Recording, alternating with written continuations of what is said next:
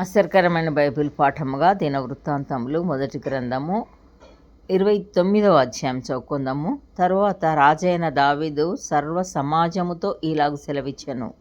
దేవుడు కోరుకొనిన నా కుమారుడైన సొలొమోను ఇంకనూ లేతప్రాయం గల బాలుడై ఉన్నాడు. కట్టబోవు ఆలయము మనుష్యునికి కాదు, దేవుడైన యెహోవాకే గనుక ఈ పని బహు గొప్పది.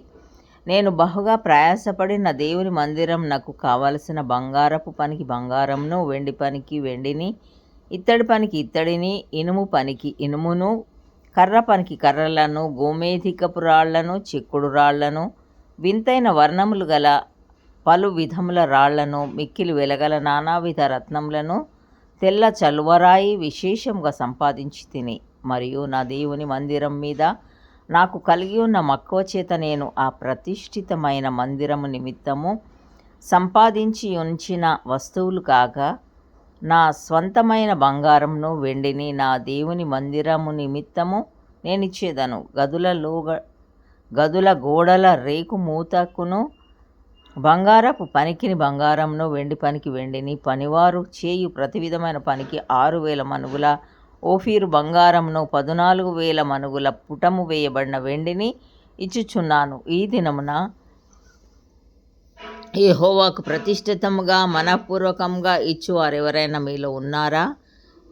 అప్పుడు పితరుల ఇండ్లకు అధిపతులను, ఇశ్రాయేలీల గోత్రపు అధిపతులను, సహస్రాధిపతులను, శతాధిపతులను, రాజు పని మీద నియమింపబడిన అధిపతులను కలిసి మనఃపూర్వకంగా దేవుని మందిరపు పనికి 10,000 మనుగుల బంగారంను, 20,000 మనుగుల బంగారపు ద్రాములను, 20,000 మనుగుల వెండిని, 36,000 మనుగుల ఇత్తడిని, 2,00,000 మనుగుల ఇనుమును ఇచ్చిరి. తమ యొద్ద రత్నములున్నవారు వాటిని తెచ్చి యెహోవా మందిరపు బొక్కసం మీదనున్న గెర్షోనీయుడైన యెహీయేలునకు ఇచ్చిరి. వారు పూర్ణ మనసుతో యెహోవాకు ఇచ్చి ఉండిరి గనుక వారు అలాగూ మనఃపూర్వకంగా ఇచ్చినందుకు జనులు సంతోషపడిరి. రాజైన దావీదు కూడాను బహుగా సంతోషపడి సమాజము పూర్ణముగా ఉండగా యెహోవాకు ఇట్లు స్తోత్రములు చెల్లించాను. మాకు తండ్రిగానున్న ఇశ్రాయేలీల దేవా యెహోవా, నిరంతరము నీవు స్తోత్రార్హుడవు. యెహోవా, భూమ్యాకాశముల యందుండు సమస్తమును నీ వశము. మహాత్మ్యమును, పరాక్రమమును, ప్రభావమును, తేజస్సును, ఘనతయు నీకే చెందుచున్నవి. యెహోవా, రాజ్యము నీది. నీవు అందరి మీదను నిన్ను అధిపతిగా హెచ్చించుకొని ఉన్నావు. ఐశ్వర్యమును గొప్పతనమును నీ వలన కలుగును. నీవు సమస్తమును ఏలువాడవు. బలమును పరాక్రమమును నీ దానములు హెచ్చించువాడవును. అందరికీ బలము ఇచ్చువాడవును నీవే. మా దేవా, మేము నీకు కృతజ్ఞతాస్తుతులు చెల్లించుచున్నాము. ప్రభావం గల నీ నామమును కొనియాడుచున్నాము. ఈ ప్రకారం మనఃపూర్వకంగా ఇచ్చు సామర్థ్యము మాకుండుటకు నేనెంత మాత్రపు వాడను, నా జనులెంత మాత్రపు వారు? సమస్తమును నీ వలననే కలిగాను గదా. నీ సంపాద్యములో కొంత మేము నీకు ఇచ్చి ఉన్నాము. మా పితరులందరి వలనే మేమును నీ సన్నిధిని అతిథులమును పరదేశులమునై ఉన్నాము. మా నివాసకాలము నీడయంత అస్థిరము, స్థిరముగా ఉన్నవాడొకడును లేడు. మా దేవా యెహోవా, నీ పరిశుద్ధ నామం యొక్క ఘనత కొరకు మందిరమును కట్టించుటకై మేము సమకూర్చిన ఈ వస్తు సముదాయమును నీ వలన కలిగినదే. అంతయు నీది అయి ఉన్నది. నా దేవా, నీవు హృదయ పరిశోధన చేయుచు యథార్థవంతులయందు ఇష్టపడుచున్నావని నేనెరుగుదును. నేనైతే యథార్థ హృదయం గలవాడనై ఇవి అన్నీయు మనఃపూర్వకంగా ఇచ్చి ఉన్నాను. ఇప్పుడు ఇక్కడ నుండి నీ జనులను నీకు మనఃపూర్వకంగా ఇచ్చుట చూచి సంతోషించుచున్నాను. అబ్రహాము, ఇస్సాకు, ఇశ్రాయేలు అను మా పితరుల దేవా యెహోవా, నీ జనులు హృదయపూర్వకంగా సంకల్పించిన ఈ ఉద్దేశమును నిత్యము కాపాడుము. వారి హృదయమును నీకు అనుకూలపరచుము.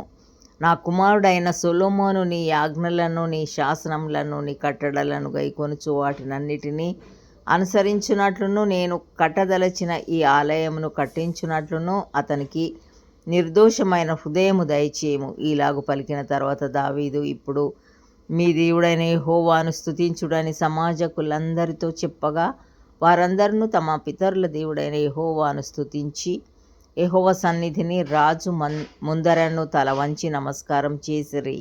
తర్వాత వారు యెహోవాకు బలులు అర్పించిరి. మరునాడు దహన బలిగా 1000 ఎద్దులను, 1000 గొర్రె పొట్టేలను, 1000 గొర్రె పిల్లలను వాటి పానార్పణలతో కూడా ఇశ్రాయేలీయులందరి సంఖ్యకు తగునట్లుగా అర్పించిరి. ఆ దినమున వారు యెహోవా సన్నిధిని బహు సంతోషముతో అన్నపానములు పుచ్చుకొనిరి.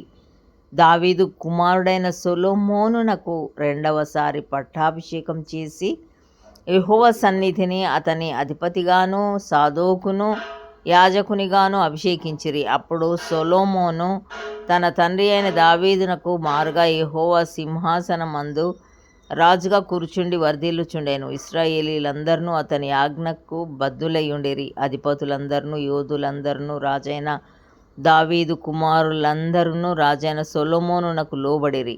యెహోవా సొలొమోనును ఇశ్రాయేలీయులందరి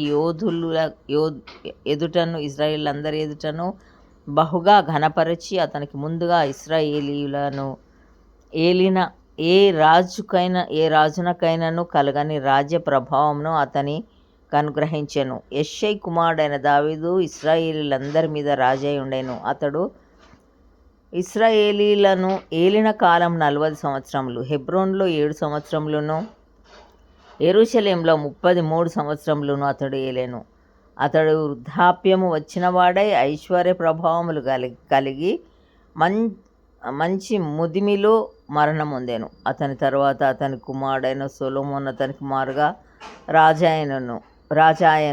రాజైన దావీదునకు జరిగిన వాటన్నిటిని గూర్చియు, అతని రాజరికమంతటిని గూర్చియు, పరాక్రమమును గూర్చియు, అతనికిని ఇశ్రాయేలీయులకును దేశముల రాజ్యములన్నిటికీ వచ్చిన కాలములను గూర్చియు, దీర్ఘదర్శి సమూయేలు మాటలను బట్టియు, ప్రవక్తయగు నాతాను మాటలను బట్టియు, దీర్ఘదర్శి గాదు మాటలను బట్టియు వ్రాయబడి ఉన్నది.